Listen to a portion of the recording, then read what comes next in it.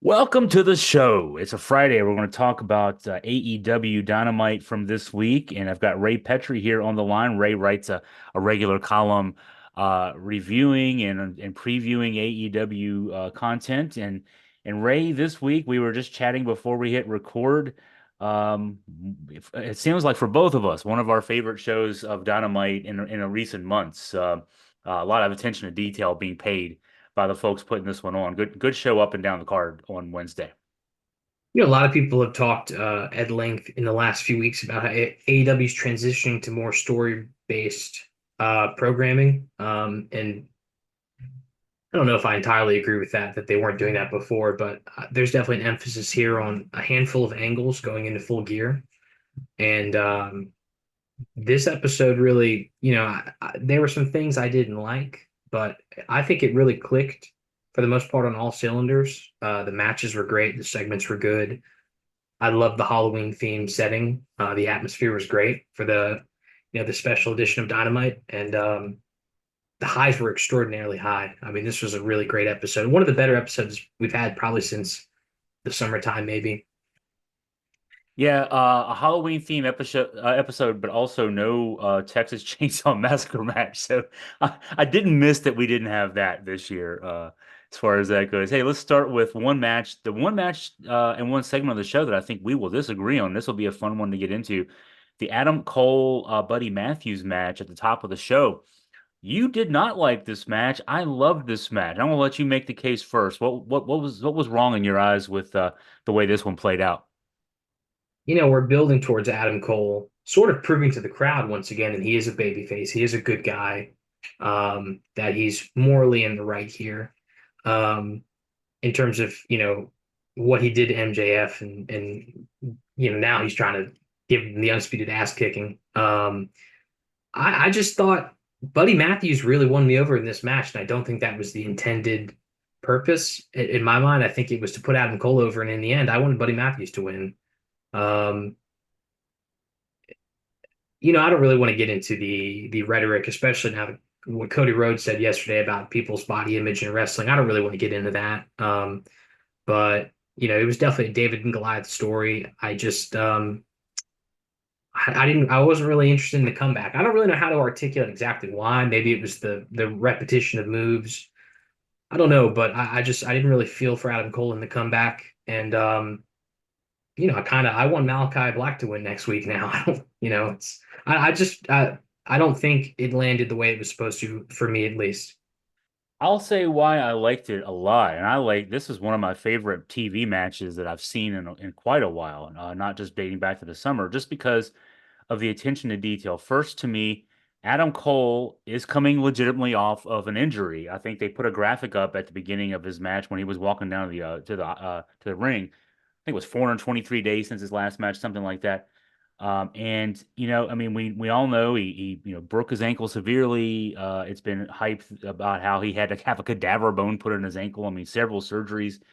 And so from a standpoint of making it feel real, a guy who's coming off an injury like that can't just go out and be can't put another guy over in a squash match, or have the other guy let him put him over in a squash match. You got to sell the injury a bit. You got to bring him back to the fans and sell that he was been hurt for 423 days. And they did. And there were angles in the match where the doctor was called down a couple of times. One time Cole was walking back with the doctor. Buddy Matthews grabbed a mic and basically shamed him to coming back in the ring. And even then, it wasn't automatic that Cole was just going to hulk up and win, to come back from that and win the match. They still sold the leg. I like matches. It kind of reminded me of especially a 70s or an 80s style match where, all right, we're going to work a body part. And in this case, it was a pre-existing injury body part work. We're going to make that the story of the match. Adam Cole is a small guy compared to Buddy Matthews. He's a small guy compared to a lot of guys, but you Yeah. put him up beside Buddy Matthews. Buddy Matthews is jacked. Man, that Yeah. guy he is all that. And so, here's a smaller guy coming off an injury. He's going to have to, marshal every resource in his being to get a 1, 2, 3. And I think that puts the babyface over. Adam Cole is not a dominant physical presence. He is a mic guy. I think that in this sense, and it did, and Buddy Matthews did come out of this looking good. I mean, and that's I want that too for Buddy Matthews. I mean, he came off looking like a monster type heel.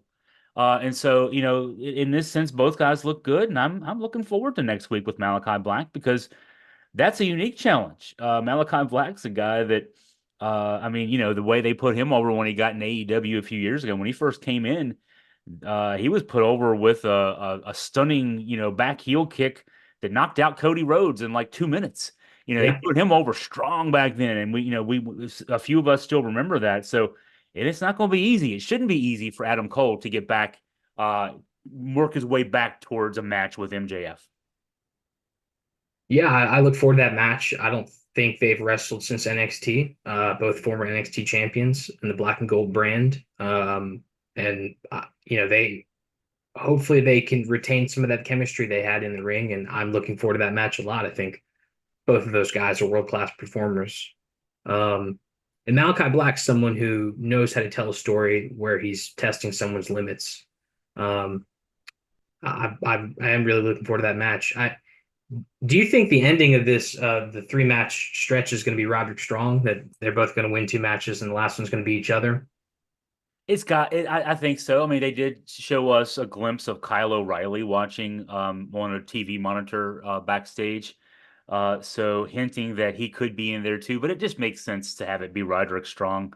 Of course, O'Reilly also could be a guy that he works with one way or the other. Maybe who knows? Maybe O'Reilly on his side. I guess O'Reilly's been portrayed recently as a babyface, so maybe that's more realistic there. But I mean, I do like that they're bringing that story back, and you know, but also not. One thing I've liked about the re-rollout of Adam Cole. All right, yeah, we all remember that last year, the ill-fated devil storyline with him and MJF breaking up, and then both go on the shelf for a while, one with an ankle injury, one with a shoulder injury, and making a movie.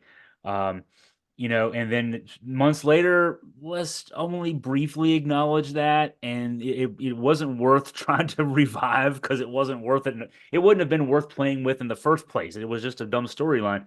So, they're moving away from that, and I like that they've not tied Cole and kind of put an anchor around his neck with that dumb storyline. Hey, he's a face. People Yeah. like doing his chants. They like his ring entrance, and so they're doing this right with Adam Cole. Yeah. It's hard because MJF's been a heel. You knew Adam Cole was going to get cheered when he came back. So I like it. And I'm glad not everyone was watching a year ago. I don't know what the percentage is, but the fact of the matter is not everyone remembers everything. So, and that they have to keep that in mind when they're booking. I think they're doing a better job of that. Not everything is subtextual. Not everyone's been watching for years. So, um, Even yeah, those of us who have, that was months ago. I'm reminded when I watch some of these old wrestling shows I watch on YouTube. I think I said this on one of our shows recently. Sometimes I watch things out of order, and I'm like, hey, I'll watch Memphis from '85 and '86. Hey, I thought Dutch Mantel and Bill Dundee were on the same side. Now they're killing each other. yeah, If you watch something out of order, so in that sense, it's just like. I remember watching actual TV soap operas when I was a kid growing up in the summer months. And you'd get to Friday and then there'd be a cliffhanger, you get to the next Monday. If you actually plotted those things out like within a couple of months, you'd realize, man, these two people who were trying to poison each other a couple of months ago are now like married. So like, how does this all work? It's the repetitive nature of this. And yeah, again, I thought Buddy Matthews came out of this looking good. He still lost, but he gave Adam Cole a test. I will say, without the body shaming part of it, Adam Cole, it wouldn't hurt him to get back in the gym. He does look painfully small. he Uh, does. he really does, and that's not you can be athletic, you can still be small and athletic looking, and Malachi Black's a great example of that. Adam Cole is maybe there's issues with the injury and he's been focused on rehab, but I think he played a lot of video games too. Maybe a little less video games, a little bit more hit in the weight room. Um, Yeah. so let's get to the Private Party Young Bucks match. Now, I gotta say, I was hopeful. You don't know how things are going to go with this. I love the angle going into this that kept us guessing.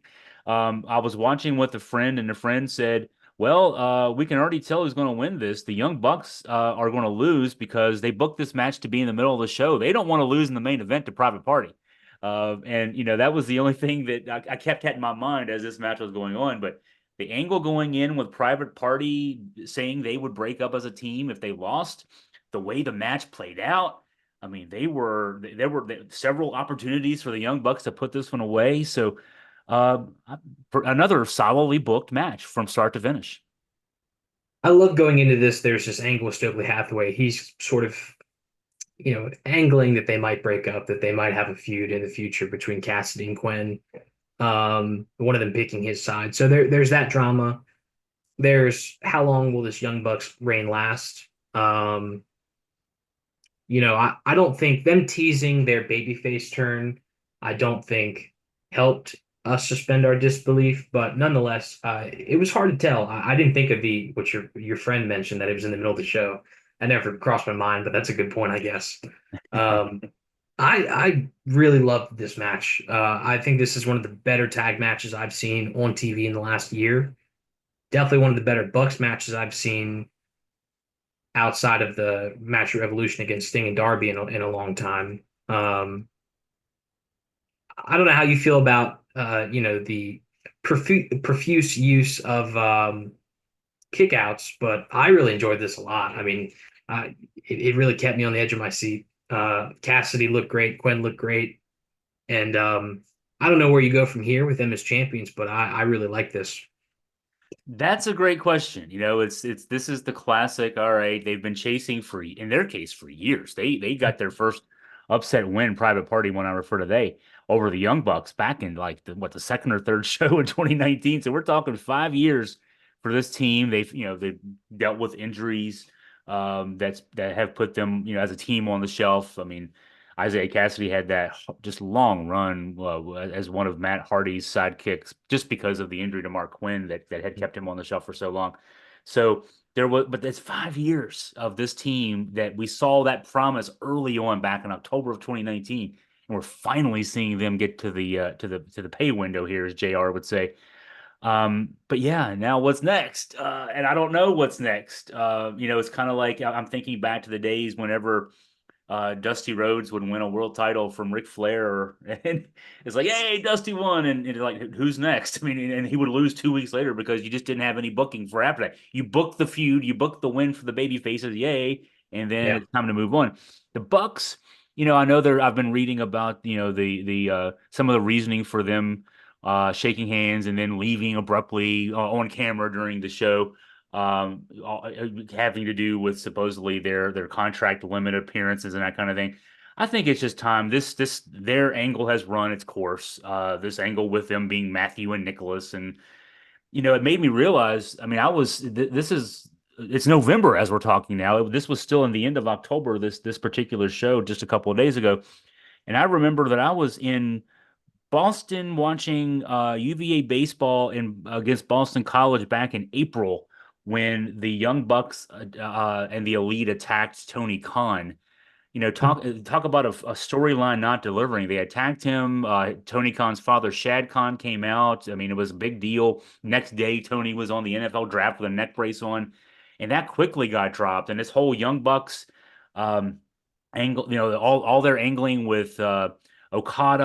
I mean, Kenny Omega's still on the shelf, so that's part of this too. But all that promise from in that one attack episode has gone away. So this is the kind of thing where the Bucks now give them a few months away, kind of like with Adam Cole. His was injury induced, but give them a few months away, let fans kind of forget, cycle through this particular version of the Young Bucks. They can come back as faces, they can come back as heels, but just not in this iteration. Yeah. You know, it's ironic. They break Tony Khan's neck. They quasi take over the company. we're kind of in familiar territory now with the Blackpool Combat Club, or whatever their name is going to be when they finally reveal it, I guess. Say it out loud. That we're kind of in the same place, sans the Tony Khan part where, he's hurt. Not every company can do the evil bosses angle like Vince McMahon did in the late 90s. And I think that that's what they found out, pretty early on. It's been an interesting run because for so long they barely defended the titles. And then in the last month and a half or 2 months, they've had 4 or 5 defenses, or at least it feels like that. So it's odd. I wonder how much of this has to do with Kenny Omega and how fast he could return. Um, it's really tough to say, but good on them for putting over a young babyface tag team. Because they probably could have picked someone else if they wanted to, and it would have been their decision, I would imagine, but they chose Private Party.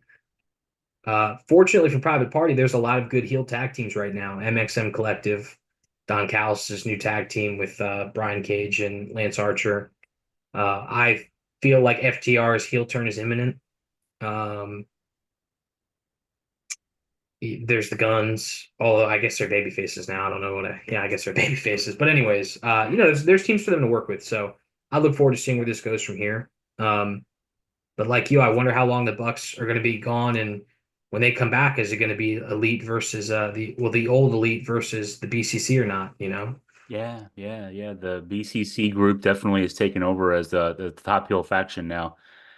And another contender there as we move on. Hurt Syndicate has finally, I guess, fully formed.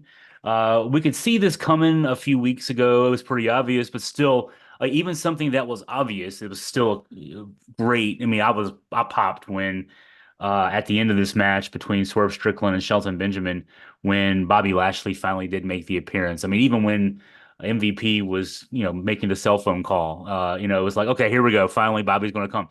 And not disappointing at all. The way the match went, I mean, Swerve Strickland and Shelton Benjamin, uh, two great performers in the ring. It just once again realize it makes you realize when you watch Shelton Benjamin, man, for a guy with his talent, who's been in the business as long as he has, who's never gotten a push, and he's still as good as he is in his late 40s, and working with a guy like Swerve Strickland, who is just now coming into his own. I was excited to see that match, and then Bobby Lashley, he's 49 years old and he still looks like he's in his 20s. This is going to be fun. They're here now, so now we get to see. I mean, we know where this is going now with Strickland and Lashley, but I'm excited to see what Lashley, Benjamin, MVP, and whoever else they end up getting to join their faction do over the next little bit of time in AEW.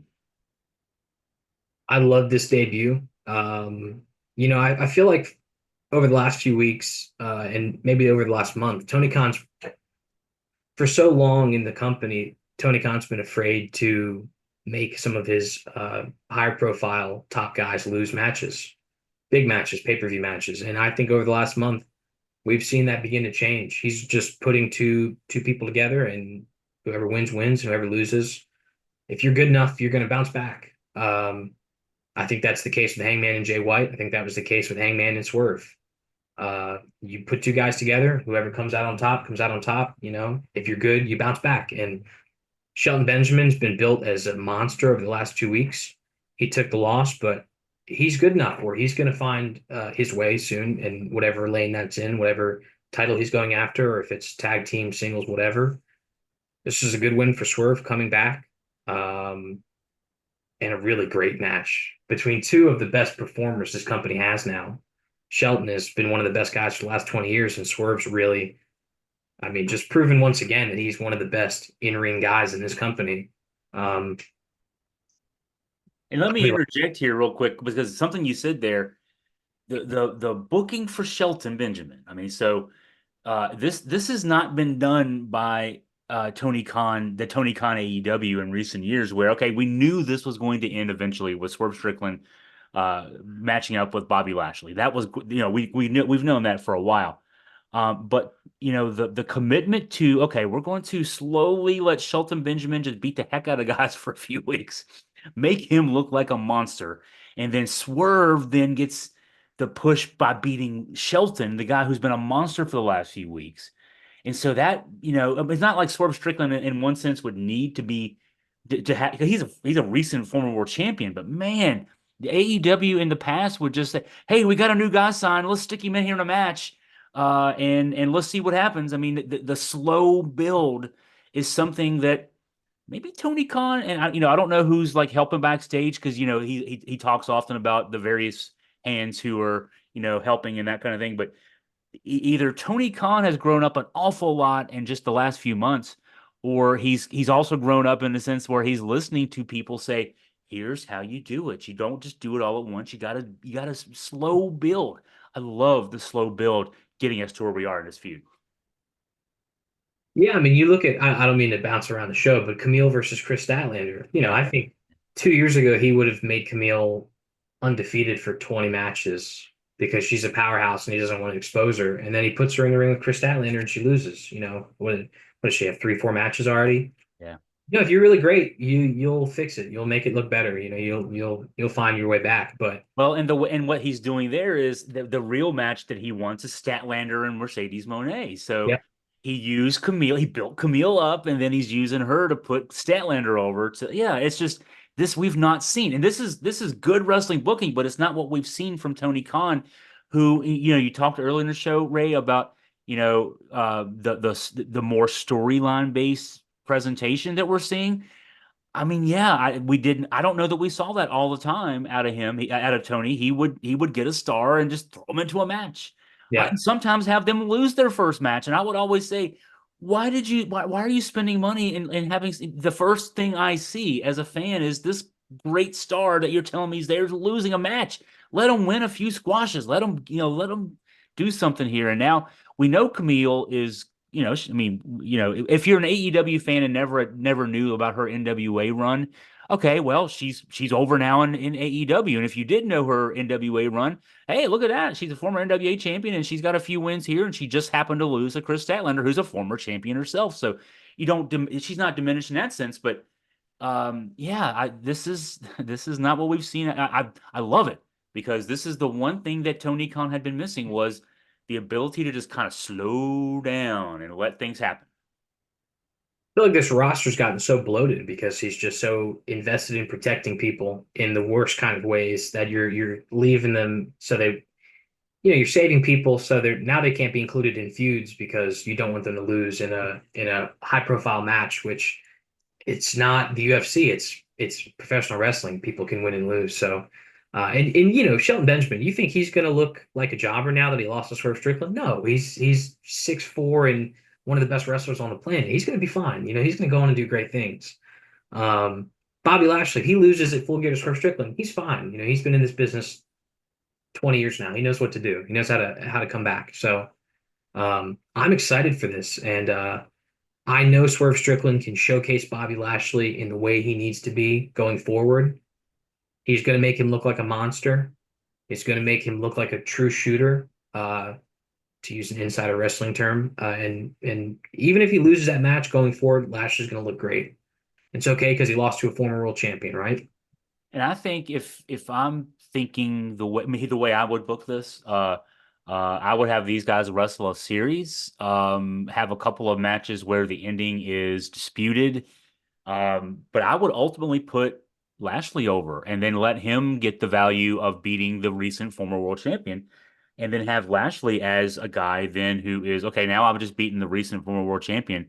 Now I'm ready to wrestle for the world title. Now I say that we should wrap up with talking about the world title angle that we're working with now, with I mean, Jon Moxley obviously in his faction, and they look indomitable. They're going around and pummeling everybody. And then we got Orange Cassidy, who is the exact opposite type wrestler, but he actually got on the microphone and talked for more than 10 seconds. He grabbed a mic and talked for a while, and he doesn't want to be a leader, but he's being forced into that role. And I unfortunately, mean, we know where this is going. It's going to lead to eventually a Darby Allin match with Jon Moxley. That I've been critical of the idea of Darby Allin being a legit contender for the world title, and I hope it doesn't go in that direction. But I mean, for Orange Cassidy, I like seeing a little bit of development, maturity in his character too. He's kind of stepping outside of his comfort zone here. I like the direction. I wrote the review. I didn't like it in execution. I think there were little things that he didn't quite deviate enough from the formula.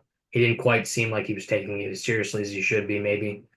I guess something's better than nothing. So in that regard, I liked it. But they haven't really mentioned this, but Orange Cassidy is one of the last three people to beat Moxley in AEW. It's Eddie Kingston, Jay White, and Orange Cassidy.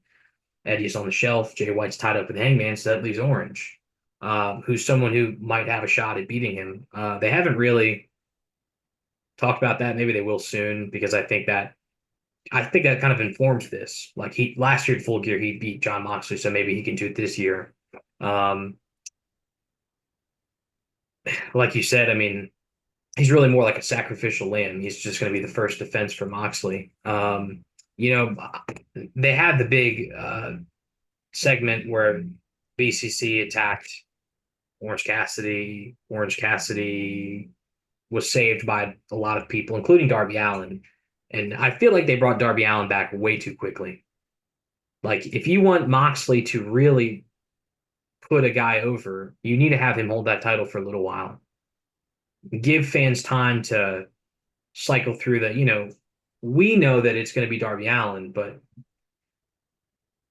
give us time where we start thinking maybe it's going to be someone else that beats Jon Moxley. Maybe it's Kenny. Maybe it's Hook or Samoa Joe, or I don't know. Maybe John, I don't know, Swerve Strickland, but obfuscate the path. I don't want it to be so clear because I feel like now we're all waiting for Darby Allin to finish the job, and I don't really like that. I think that's what happened with Cody Rhodes and Roman Reigns. So we got to a point where we were so focused on Cody Rhodes. It's like, well, Jey Uso's not going to beat Roman because Cody's going to down the road, or Yeah. LA Knight's not going to beat him because Cody Rhodes going to at WrestleMania. And I don't like that. I don't think that's always a great thing for wrestling. Yeah, and I think too your world champ. I mean, your world champ. You mentioned this too. You alluded to this too. The champ should have the belt for the world champ should have the belt for a while. It doesn't ping ponging it back and forth doesn't make a lot of put a lot of value to your world title.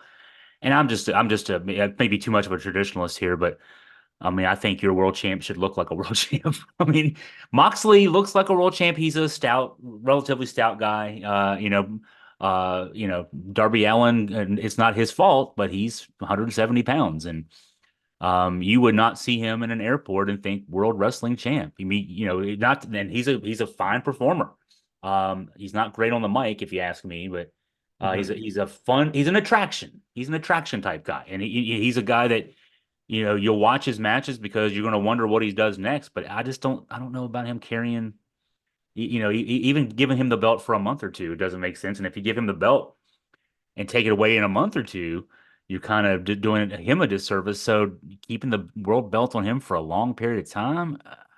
So I hope that I hope they're setting us up here, Ray, for us to be smart fans and be too smart. It's sometimes it's good to be to work the smart fans too, and I hope that's the case here because otherwise I'll be disappointed. When you got a company with so many guys like, I Yeah. mean, Swerve Strickland and the winner of this to me the winner of the Swerve Strickland Bobby Lashley feud is your next top contender, and then that goes into the spring. Not a small guy, not a small attraction guy. How do you parse Hangman versus Jay as opposed to Swerve versus Bobby? But that's an interesting because as soon as you say that, it's like, yeah, those guys are guys in the mix too. I mean, Jay White keeps talking about the world belt too, and Hangman is a former world champion as well, and and that the Hangman Jay White feud is something that could produce a top contender too. And we're not even talking about we got Will Ospreay and Okada and who have their respective things going on. I like what is being done with Kyle O'Reilly, kind of repackaging him, including getting rid of the surfer haircut, trying to make him look a little more menacing, and that's a good thing. But there are so many guys that could be. I mean, I haven't even talked about Takeshita. Takeshita's a guy that Yeah. could be groomed as a future title contender. Obviously, he's too good not to be. So Yeah. there's so many good workers in that company and so many good guys who are good workers and good mic guys that could be valuable there. Yeah. So you had the question was Jay White and Hangman. I mean, if you know, yeah, they should be in line for a title shot as well. The winner of that should be in line for a title shot as well. Yeah. I think this may sound like a controversial take. I don't know. I kind of like the ranking system they used to have because Yeah. Yeah. um, I think you could couple MJF and Adam Cole in that mix as well. If either of those guys win, Right. Right. both of them, well, MJF former champion, Adam Cole has had shots before. Yeah. Um, whoever, those three matches, whoever wins those matches, it theoretically should be in contention for the number one contendership. Um, but then again, you're trying to tell stories with Jon Moxley as a champion, and who's going to contrast well with him is the other question, I guess. I would let him run roughshod for months. I mean, him and that group just go around you're beating the crap out of people. Marina Shafir as your modern day China, being what she can be, a menace on the outside, interfering in matches when necessary, and just looking badass as she is. Um, I would let him. I mean, so maybe in that sense, set up Darby to be a ping pong ball in a match, and I say that. I mean, he's perfect for that role. Yeah. Make us believe that he has a chance of winning, and maybe that seed planted a few months ago with the wrestling media that they're considering giving Darby a run was just a seed, just to get us thinking that it's inevitable. And then when Moxley dominates him, and give our Allen a few near falls in that match, but ultimately Moxley gets the win and kind of pummels the kid. It doesn't make our Allen look any worse because he stood up to this this guy who's bullying everybody. But let Mhm. let Moxley be the bully, and then let all those other feuds simmer, and figure out who wins those, and then some of those the winners go against each other, that kind of thing, and we'll see where it goes from there. I mean, that would be fine. I would love that. I would love that approach because there are so many feuds at the top of the card level that need to play out, and give them some time. Give them some Yeah. time, let them play out. I agree with you. Going back, I Swerve and Bobby Lashley. I think you can have that be a draw. Go, let it go half hour draw. Let them have a series of matches, and that could really go until the end of the year until you really find the decisive winner. And let the crowds decide. If the crowd takes to Bobby Lashley, if they don't, okay, there you go. I mean, I don't think that's the thing with when you put two guys in the ring or two women who are both really popular. You don't always let the crowd decide, but sometimes you can. Who's in favor and who's not. Sometimes it's not great to have go away heat. Yeah, yeah. Uh, And yeah, this is the AEW is in a good place right now. We got to figure out the tag team division like we both said. We just had a chase that ended. yeah, And we got to figure out the next steps there. We haven't even talked about the women's division, but there's been a lot kind of simmering there as well. Full Gear should be fun here in a couple of weeks.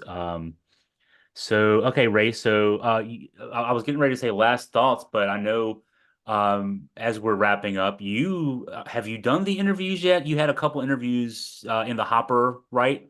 next week. Next week. Okay, so tell the listeners and viewers out there about what you have coming up. Next week, Tuesday, I'll be doing an interview with Mark Fleming, a Tidewater area native of Virginia. He wrestled in Mid-Atlantic. He wrestled in New Japan Pro Wrestling and UWFI, which is a shoot style promotion. Mark Fleming is most well known. He was the protege of Lou Thesz. He was, for a time, a trainer at Lou Thesz's school, and then he ran his own school for a short while. And he's still in Virginia. And I really look forward to talking to him about his experiences. And I mean, if you want to if you're not familiar with him, go to his cage match. Some of the opponents he faced, it's just incredible. Antonio Inoki, Sting, Flair, Riki Choshu. It's an incredible list of guys. Ken Shamrock, he went to an hour with. Um, and some guys like Minoru Suzuki, for example, was a young boy in UWFI when Interesting. he was there. I cannot wait to talk to him about his experiences. And then I haven't pinned down an exact date, but next week I'll be interviewing Justin Race, who is Harley Race's only son. Justin never wrestled, but he traveled with his dad extensively. He has lots of pictures of he and his father in Japan, in across the United States, in Canada, in Mexico. He's guy's really lived an interesting life, and obviously his father is arguably the greatest NWA World Champion of all time. So I'm looking forward to both of those, and I can't wait to share the interviews with you all. So I'm looking at your shirt. I saw it when you first came on, Andre the Giant. Now I'm just happening to see it's a promotion for Andre versus Macho Man. Yeah, I'm yeah. Andre. This is, I guess, after Andre snuck the title away from Hulk Hogan with that phantom pin with the Hebner involved. Is that? I'm guessing that's probably the era. I would assume it's before WrestleMania 4. That would be Okay. right. Yeah, I'm assuming. I don't, it doesn't have a unfortunately it doesn't have a date on it. Yeah, I'm trying to remember what I remember because I watched the show live. It was on. It was they NBC did a Saturday night's main event type show, but this wasn't even a Saturday night main event because that was always replacing Saturday Night Live. This was on like prime time on a Thursday or Friday night. When I not the match you're wearing a shirt for, Yeah, yeah. Andre versus Macho. It was Andre with Bobby Heenan as his manager against Hulk Hogan and Dave Hebner, a guy who he lives in the Richmond area was the referee for this match. The Andre did an underhook suplex and got a 3 count, even though Hulk kicked out, got his shoulder up at 1, and got the belt, and that led to the to into WrestleMania. Mhm. But with the heel Hebner, there was an angle where there were Hebner twin brothers who were Yeah, referees, yeah, yeah, and yeah, yeah, and the evil one was the guy who made the 3 count. Yeah, yeah. so and then Andre had to defend the belt a few times, and so you're commemorating that with that shirt, Andre and the Macho Man. That's bringing back some good memories there, obviously for me. Uh, yeah. What he sold the title to Ted DiBiase, right? Yes, yes, And yes. got vacated by Tony. Yeah, And then they had a tournament at that WrestleMania 4. Yeah, yeah, yeah, yeah. yeah. Yeah, that's one of That my favorite WrestleMania main events, the DiBiase versus Macho Man.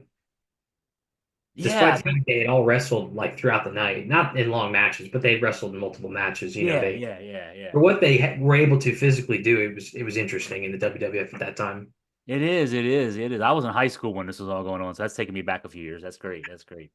Well, Ray, thanks for the excuse to throw back there a little bit back to the past, and then look forward to your interviews next week. Thank you for the time today, and we'll look forward to your review of AEW Dynamite next week as well. Great talking with you as always. Thank you, Chris.